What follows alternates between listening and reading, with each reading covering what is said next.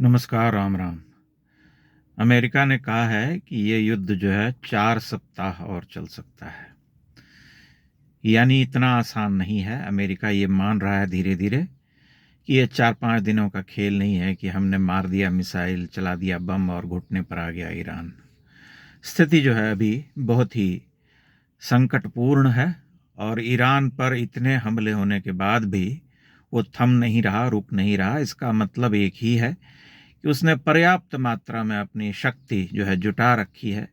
जिन जिन ठिकानों पर अमेरिका और इजराइल ने हमले किए हैं, उन ठिकानों के अतिरिक्त भी उसके पास गुप्त अड्डे हैं जहां पर कि उसके पास हथियारों के पूरा, जिसे हम कहते हैं, भंडार बना करके उसने रखा है। इस युद्ध को आप ध्यान से देखिए। अभी जो वर्तमान स्थिति है उसको देखने के बाद यही पता चलता है कि अगर यह युद्ध 3-4 सप्ताह और चल गया तो इससे सबसे बड़ा नुकसान जो है वो गल्फ और यूएई को होने वाला है। अगर हम ध्यान से देखें तो उनका जो भी अब तक की उनकी जो भी सुरक्षा हुई है वो केवल उन शक्तियों के कारण हुई है जिन शक्तियों ने वहां पर अपने बेस बना के रखे हैं, यानी अमेरिका जैसा देश। वो अगर आज वहां से हट जाएं तो क्या दुर्दशा होगी उनकी, इसका आकलन आप कर सकते हैं। इसलिए मैं इस बात को उठा रहा हूं कि पिछले कुछ वर्षों के अनुभव मेरे यही कहते हैं कि जो लोग वहां भारतीय जा करके काम करते थे या करते हैं, उनके भीतर एक बड़ा अहंकार था कि हम तो एक ऐसे देश में रहते हैं जिसकी दुनिया जगमगाती हुई है, अट्टालिकाएं हैं, ऐसी सड़कें हैं, ऐसे बाजार हैं, ऐसे मॉल हैं और दुनिया के बड़े बड़े देशों के लोग अब वहां आ रहे हैं। तब उन्हें यह भी आकलन करना चाहिए था कि ये चमचमाहट और ये जो पूरी, जिसे हम कहते हैं कि ऐश्वर्य का जो पूरा मामला दिखाई देता है, उसके पीछे वास्तविक शक्ति कितनी है, उसका आधार कैसा है।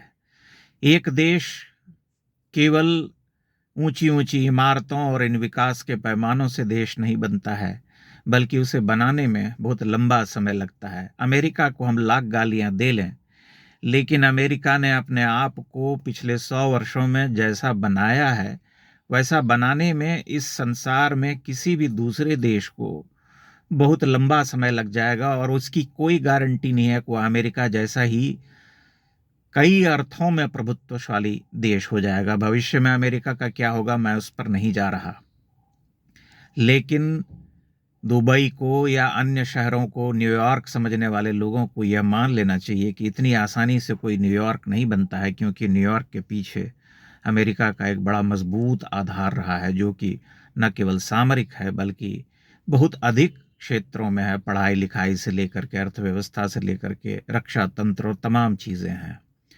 आज की स्थिति यह है कि ये युद्ध अगर 10 से 15 दिन और खिंच गया तो धीरे धीरे इन देशों और शहरों पर बहुत गंभीर चोट लगने वाली है, जिससे उबरने में इनको बहुत लंबा समय लग जाएगा। सबसे बड़ी मार तो पर्यटन उद्योग पर पड़ने वाली है, दुबई जैसे शहरों में, जहां पर कि लोग घूमने फिरने जाते थे और उनका यह मानना था कि बड़ा सुरक्षित और एकदम सपनीला शहर है। वो जो पूरा मन में जो सुरक्षा का भाव था और जो आकर्षण था चमचमाहट के प्रति, वह धीरे धीरे बुझ जाएगा। दूसरी सबसे बड़ी मार वहाँ के प्रॉपर्टी पर पड़ने वाली है, क्योंकि बहुत बड़ी संख्या में लोग वहाँ निवेश कर रहे थे और जो लग्जरी अपार्टमेंट्स में वहाँ पैसे लगा रहे थे, उन सब का मोह भंग हो जाएगा धीरे धीरे। क्योंकि जैसे ही ये बात सिद्ध हो जाएगी कि सुरक्षा नहीं है जीवन की, मतलब यहाँ कोई भी आकर के मार सकता है, तो ये जो है भाव मन से निकल जाएगा कि हम यहाँ रहें या जीवन बिताएं, गुजारें या काटें। इसलिए इस सत्य को हमें ध्यान से स्वीकार कर लेना चाहिए और भारत का उपहास करने वाले लोगों को भी यह देखना चाहिए कि भारत ने पिछले 11-12 वर्षों में कैसे अपने सुरक्षा तंत्र को मजबूत किया। न केवल सुरक्षा तंत्र को मजबूत किया, बल्कि कूटनीति के स्तर पर भी भारत ने विश्व में अपनी धाक जमाते हुए अपनी बहुत बड़ी मौजूदगी का, जिसे हम कहते हैं, मौजूदगी दर्ज कराते हुए अपने आप को तटस्थ रखा है।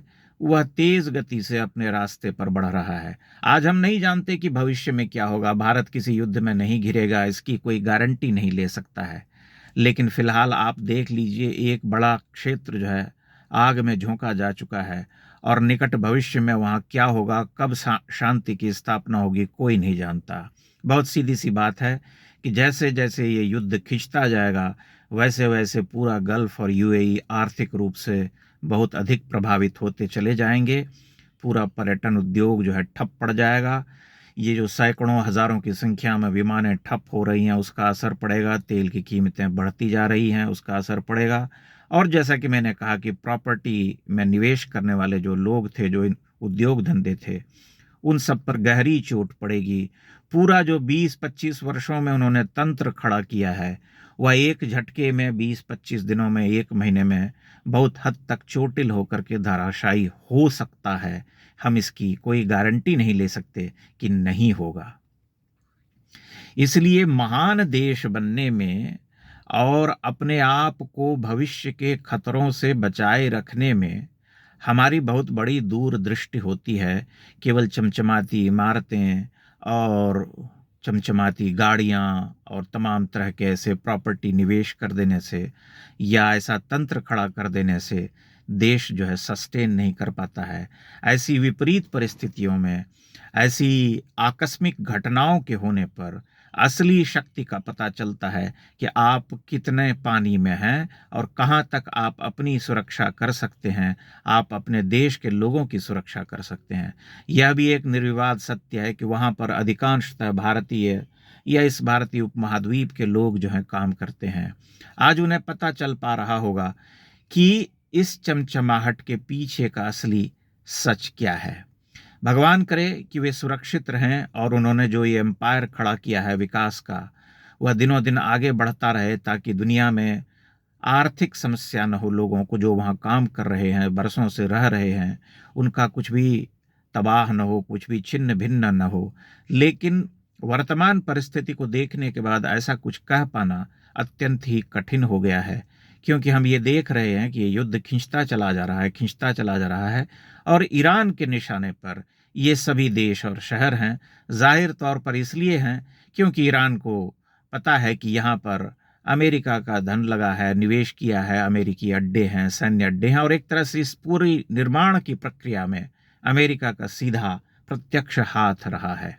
इसलिए वह अमेरिका को चोटिल करने के प्रयास में यहाँ पर निशाने लगाता रहेगा। और उसके निशाने लगाने का एक कारण यह भी है कि वे स्वयं जानते हैं कि ये अमेरिका के साथ खड़े हैं। ईरान की जो राजनीतिक दृष्टि है या जो उसकी धार्मिक दृष्टि है उससे बहुत अधिक इत्तेफाक नहीं रखते, क्योंकि उन्होंने एक अन्य रास्ता चुन लिया है, जिस रास्ते को वे प्रोग्रेसिव कहते हैं या विकास का रास्ता कहते हैं। और उसी रास्ते पर चल करके उन्होंने पिछले 20-25-30 वर्षों में ये एम्पायर खड़ा किया है, जहाँ पर कि उन्होंने अपने उस पोंगापंथी और कट्टरपंथ को त्याग करके एक नया रास्ता चुना, एक नए पथ पर आगे बढ़ने का निर्णय लिया। लेकिन अब देखिए हालात ऐसे हो गए हैं कि उनका जो कुछ भी निर्मित है या जो कुछ भी उन्होंने बनाया है इन वर्षों में, उस पर गंभीर खतरा मंडराने लगा है।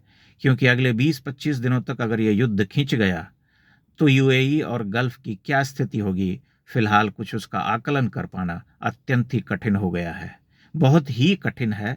और वहां पर कैसी मार पड़ेगी इसकी कोई कल्पना नहीं कर सकता। इस बारे में आप अपनी टिप्पणियां अवश्य कीजिएगा, क्योंकि ये बहुत ही महत्वपूर्ण विषय है कि अगले 20-25 दिनों में इस पूरे क्षेत्र की क्या स्थिति होने वाली है। बहुत बहुत धन्यवाद।